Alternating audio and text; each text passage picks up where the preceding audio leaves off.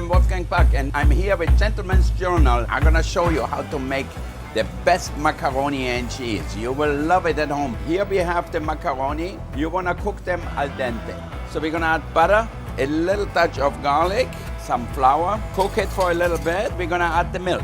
It's important you let it cook for about 15 minutes at least. We're gonna add a little nutmeg to our sauce here, salt, and a little bit of pepper. Turn the fire down, and then I'm gonna throw in some cheese here.